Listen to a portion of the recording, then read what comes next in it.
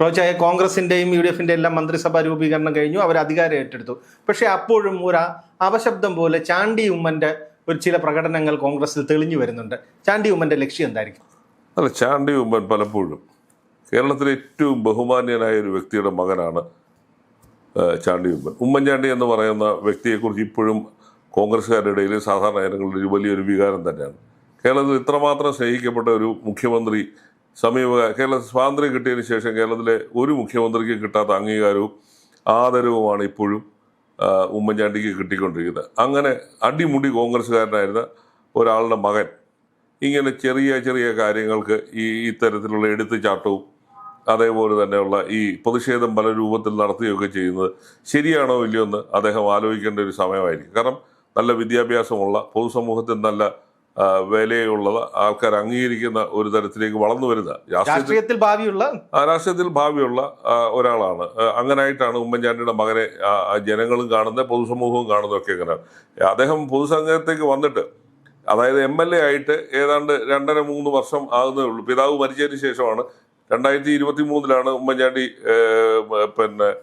Oommen Chandy sir മരിക്കുന്നത്. അതിനുശേഷം വളരെ നടന്ന ഉപതെരഞ്ഞെടുപ്പിൽ നല്ല ഭൂരിപക്ഷത്തിൽ ജയിച്ചു. ഇപ്പോൾ അതിനേക്കാട്ടി വലിയ ഭൂരിപക്ഷത്തിൽ 50,000-ലധികം വോട്ടിന്റെ ഭൂരിപക്ഷത്തിലാണ് അത് ജയിച്ചിരിക്കുന്നത്. അപ്പോൾ ജനസമ്മതി ഉണ്ട്, ജനങ്ങൾ അംഗീകരിക്കുന്ന ഒരു നേതാവാണ്.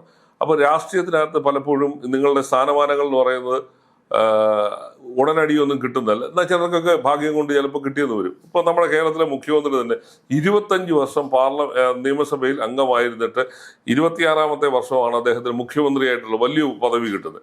അപ്പോൾ അത്രയും കാലം ക്ഷമയോട് കാത്തിരിക്കുകയും പദവികളെക്കാൾ അപ്പുറത്തേക്ക് ജനസേവനം ചെയ്യുകയും ചെയ്യുന്നതിന്റെ ഒരു പ്രതിഫലനമാണ് നമ്മൾ തിരഞ്ഞെടുപ്പിൽ കണ്ടത്. കേരളത്തിലെ ജനങ്ങൾ റോഡിൽ ഇറങ്ങിയിട്ടാണ് അദ്ദേഹത്തിന് മുഖ്യമന്ത്രി സ്ഥാനം. അതാണ് കേരളത്തിലെ ജനങ്ങളുടെ ഇടയിൽ നാട്ടുകാരെ നിങ്ങൾ സ്നേഹിക്കുക, നാട്ടുകാരുടെ ആവശ്യമായിട്ട് തന്നെ വരികയാണ് അദ്ദേഹത്തിന് ഒരു സ്ഥാനം കൊടുക്കുന്നത്. ഇപ്പൊ ചാണ്ടി ഉമ്മനെ പോലെ ഒരു ചെറുപ്പക്കാരൻ ഈ പൊതുരംഗത്തേക്ക് അല്ലെങ്കിൽ പാർലമെന്റ് ജീവിതത്തിലേക്ക് വന്നിട്ട് ഈ 3-4 വർഷമാകുന്നേ ഉള്ളൂ. നിങ്ങൾ അതിനുവേണ്ടി ഇങ്ങനെ വലിയ വെപ്രാളം പിടിക്കേണ്ട കാര്യമില്ല. അതിനുവേണ്ടി പ്രതിഷേധം പല രൂപത്തിൽ നടത്തുന്നതിനകത്തും അർത്ഥമില്ല. കാരണം ഇന്ത്യയിൽ ഏറ്റവും കൂടുതൽ കാലം ഒരു നിയമസഭയിൽ അംഗമായിരുന്ന ഒരാളാണ് ഉമ്മൻചാണ്ടി സാറ്. ഏതാണ്ട് 19,000-ലധികം ദിവസങ്ങളാണ് അദ്ദേഹത്തിന്റെ കണക്ക് കൂട്ടുമ്പോൾ 53 വർഷത്തോളം അദ്ദേഹം ഇരുന്നു. അതായത് ജനങ്ങൾ കൊടുത്ത ഒരു അംഗീകാരമാണ് അദ്ദേഹത്തിന്റെ പാർലമെന്ററി ജീവിതവും അല്ലെങ്കിൽ പൊതുജീവിതവും എല്ലാം. ജനങ്ങളെ അത്രമേൽ സ്നേഹിക്കുകയും ജനങ്ങൾ അത്രമേൽ അദ്ദേഹത്തെ സ്നേഹിക്കുകയും ചെയ്ത ഒരു വ്യക്തിയാണ്. അപ്പൊ ഉമ്മൻചാണ്ടിയുടെ മകനെ ആ തരത്തിലൊക്കെയാണ് ജനങ്ങൾ കാണുകയൊക്കെ ചെയ്തത്. അപ്പൊ അദ്ദേഹം ഈ സ്ഥാനമാനങ്ങൾക്ക് വേണ്ടി ഇങ്ങനെ കടിപിടി കൂട്ടുകയോ അദ്ദേഹത്തിന് മന്ത്രിസ്ഥാനം വേണ്ട ചോദിച്ചിട്ടില്ല, ഞാൻ ചോദിച്ചിട്ടില്ല എന്നൊക്കെയാണ് പൊതുസമൂഹത്തിൽ പറയുന്നത്. പക്ഷെ ജനങ്ങളുടെ ഇടയിൽ സംശയം ഉണ്ടാക്കുന്ന തരത്തിലാണ്, അല്ലെങ്കിൽ അദ്ദേഹത്തിന് പ്രതിഷേധം ഉണ്ടാക്കുന്ന തരത്തിലാണ് വാർത്തകൾ അണിയറയിൽ നിന്ന് പടച്ചുവിടുകയും അല്ലെങ്കിൽ അതിനെ ഒക്കെ തന്നെ ആ ലെവലിലേക്കാണ് പോകുന്നത്. അതായത് പരസ്യമായി എനിക്ക് അതൃപ്തി ഉണ്ടെന്ന് പറയുന്നില്ല, പക്ഷെ പ്രവൃത്തിയിലൂടെ അത് പ്രകടമാക്കാൻ ശ്രമിക്കും. അത് തന്നെ ഞാൻ പറഞ്ഞ കേരളത്തിലെ ജനങ്ങൾക്ക് ഇതെല്ലാം സാധാരണക്കാർക്ക് മനസ്സിലാവും. അതായത് അതിന് കൂടുതൽ വിദ്യാഭ്യാസവും അതിന് കൂടുതൽ റോക്കറ്റ് സയൻസിന്റെ ബുദ്ധിയൊന്നും വേണ്ട. നിങ്ങളുടെ പാർട്ടിയെ വെല്ലുവിളിക്കുന്ന തരത്തിലുള്ള കാര്യങ്ങളിലേക്ക് പോകുന്നത് തന്നെ അതിനെ ജനങ്ങൾ അവമതിപ്പോടുകൂടി കാണും. പല നേതാക്കന്മാരുടെ പതനം നമ്മൾ കണ്ടിട്ടുള്ളതാണ്. അപ്പൊ അങ്ങനെയല്ല, ഒരു പാർട്ടിക്കകത്ത് എല്ലാവർക്കും ഒന്ന് സ്ഥാനങ്ങൾ കിട്ടുക. ഇപ്പൊ ഉമ്മൻചാണ്ടിയുടെ മകൻ എന്ന് ആലോചിക്കേണ്ടതാണ്. അദ്ദേഹത്തെ പോലെ എത്രയോ ചെറുപ്പക്കാരാണ് ഒരു പഞ്ചായത്ത് മെമ്പർ പോലും ആകാൻ പറ്റാതെ ഇതുവഴി തേരാപ്പാരാ നടക്കുന്നുണ്ട്. എത്രയോ പേര് അടി കിട്ടി ഇപ്പോഴും ചികിത്സയിലുമായിട്ടൊക്കെ കഴിയുന്നു. അപ്പം നിങ്ങൾക്ക് കിട്ടുന്ന ഒരു അവസരത്തെ നിങ്ങൾ ജനസേവനത്തിന് ഉപയോഗിക്കേണ്ടതിന് പകരം ഇങ്ങനെ തൊട്ടാവാടിയെ പോലെയും അല്ലാതെ കൊതിക്കറിവുമായിട്ട് നടക്കുന്ന ഒരു ശരിയായ പ്രവണതയല്ല. എത്രയോ പേരുണ്ട്. ഇപ്പൊ ഈ കേരള നിയമസഭയിൽ തന്നെ 3-4 വട്ടം MLA ആയിട്ട് ഒരു മന്ത്രിസ്ഥാനം കിട്ടാത്ത ആൾക്കാരുണ്ട്, ഇല്ലേ? വളരെ അവർ അച്ചടക്കത്തോടുകൂടി. ഇപ്പൊ ഇവിടെ തന്നെ കേരളത്തിലെ ഒരു മികച്ച MLA-മാരിലാണ് വിൻസെന്റ്. 3ാമത്തെ വട്ടമാണ് അദ്ദേഹം തെരഞ്ഞെടുക്കപ്പെടുന്നത്. VP സജീന്ദ്രൻ 3ാമത്തെ വട്ടമാണ് എടുക്കുന്നത്. VT ബൽറാം ഇവരെ തന്നെക്കാട്ടിൽ കഴിവുള്ളവരും സാധ്യത ഉണ്ടായിരുന്ന ഒരുപാട് പേര്. കാരണം 21 പേർക്കേ മന്ത്രിയാകാൻ പറ്റുള്ളൂ. അപ്പൊ ഇതൊരു മുന്നണി ഭരണമാണ്, കോൺഗ്രസിന്റെ ഭരണമല്ല. അപ്പൊ ഈ യാഥാർത്ഥ്യങ്ങളൊക്കെ മനസ്സിലാക്കി വേണം നിങ്ങൾ പൊതുസമൂഹത്തിലേക്ക് ഇറങ്ങാൻ. ഉമ്മൻചാണ്ടിയുടെ മകനെ കുറിച്ച് ജനങ്ങൾക്ക് വലിയ പ്രതീക്ഷയുണ്ട്. ഉമ്മൻചാണ്ടിയുടെ മകനെ ജനങ്ങൾ സ്നേഹിക്കുന്നുണ്ട്. ആ യാഥാർത്ഥ്യങ്ങൾ മനസ്സിലാക്കി വേണം പൊതുസമൂഹത്തിന്റെ സ്ഥാനമാനങ്ങൾക്ക് വേണ്ടി നിങ്ങൾ ഇറങ്ങാനും അതിനെക്കുറിച്ച് പ്രതികരിക്കാനും ഒക്കെ. ഇപ്പൊ KPCC പ്രസിഡന്റ് ആക്കണമെന്നുള്ള ഫ്ലെക്സ് ഒക്കെയാണ് നിയമസഭയ്ക്ക് മുന്നിലൊക്കെ. അതൊക്കെ ഒരു മോശം പ്രവണത. ഒരു പാർട്ടിക്ക് ഒരു ഡെക്കോറം ഇല്ലേ? ഒരു പാർട്ടിക്ക് ഒരു ഒരു ഒരു ഒരു എന്താ പറയുക, ഒരു നടപടിക്രമങ്ങളുണ്ടല്ലോ. അല്ല, മുഖ്യമന്ത്രി സ്ഥാനത്തിന്റെ ഫ്ലക്സ് യുദ്ധം കഴിഞ്ഞതേ ഉള്ളൂ. അല്ല ഞാൻ പറഞ്ഞു, നിങ്ങൾ തന്നെ നിങ്ങളുടെ പാർട്ടിയെ പ്രതിസന്ധിയിലാക്കി, നാട്ടുകാരുടെ ഇടയിൽ അവമതിപ്പുണ്ടാക്കി. കോൺഗ്രസ്സുകാരെ കുറിച്ച് എന്തുവാണ് ഈ കാലം ജനങ്ങൾ പറയുന്നത്? അധികാരത്തിൽ കയറ്റിയ പിറ്റേ ദിവസം മുതൽ നാടോടികളെ പോലെ അടി ഉണ്ടാക്കുന്ന ഒരു കൂട്ടമാണെന്നാണ് പറയുന്നത്. നിങ്ങൾ തന്നെയാണ് നിങ്ങളുടെ പാർട്ടിക്കെതിരെ പ്രസ്താവന ഇറക്കുന്നതും, നിങ്ങളുടെ പാർട്ടി ഓഫീസിന് പോയി കല്ലെടുത്തെറിയുന്നതും, നിങ്ങളുടെ അണികളെ 4-3-7 അണികളെ കൊണ്ട് നിങ്ങൾ ഈ ഫ്ലക്സ് വെപ്പിക്കുകയും വേണ്ടാതീനമൊക്കെ പറയിപ്പിക്കുകയൊക്കെ ചെയ്ത്. അല്ലാതെ CPM-കാർ വന്ന് KPCC ഓഫീസിന് വന്ന് പ്രകടനം നടത്തിയ കാര്യം നമ്മളാരും കണ്ടിട്ടില്ല, BJP-കാരും കണ്ടിട്ടില്ല. നിങ്ങൾ തന്നെയാണ് നിങ്ങളുടെ പാർട്ടിക്കെതിരെ എല്ലാ കാലത്തും ഗ്രൂപ്പ് കളിച്ചും അല്ലാതെയൊക്കെ ഇതിനെ 10 വർഷം നിങ്ങൾ പുറത്തായിരുന്നു എന്ന് ആലോചിക്കണം. നിങ്ങളെ ജനങ്ങൾ തിരസ്കരിച്ചതിന് പിന്നിൽ ഇതൊക്കെ തന്നെ ഒരു ഘടകമാണ്, ഇല്ലേ? ഒരാള് ഒരു അധികാരത്തിലേക്ക് നിങ്ങൾ പാർട്ടി അയാളെ ചുമതലപ്പെടുത്തി അയാൾ ഭരണത്തിലേക്ക് കയറിയ സമയമാണ്. റിസൾട്ട് ഉണ്ടാകുന്നുണ്ടോ എന്ന് നോക്കുക, ജനങ്ങൾക്ക് വേണ്ടി എന്തെങ്കിലും ചെയ്യുന്നുണ്ടോ എന്ന് നോക്കുക. എന്നിട്ട് നിങ്ങൾ ഈ നാടകങ്ങളൊക്കെ കളിച്ചാൽ വേണ്ടിയില്ല, ഇല്ലേ? ഉമ്മൻചാണ്ടി ആണെങ്കിൽ ഉമ്മൻചാണ്ടിയുടെ രാഷ്ട്രീയ ജീവിതം ചാണ്ടി കുറച്ചുകൂടെ ആഴത്തിൽ പരിശോധിക്കണം. ഉമ്മൻചാണ്ടി 1970 വരുന്നു, ആദ്യമായിട്ട് MLA ആകുന്നു. 77-ലാണ് അദ്ദേഹം കേവലം 1 വർഷമാണ് AK ആന്റണി മന്ത്രിസഭയിൽ മന്ത്രിയായിട്ടിരുന്നത്. ഒരുപാട് ജനങ്ങൾക്ക് വേണ്ടി ഒരുപാട് നല്ല കാര്യങ്ങൾ ചെയ്ത ഒരാളാണ്.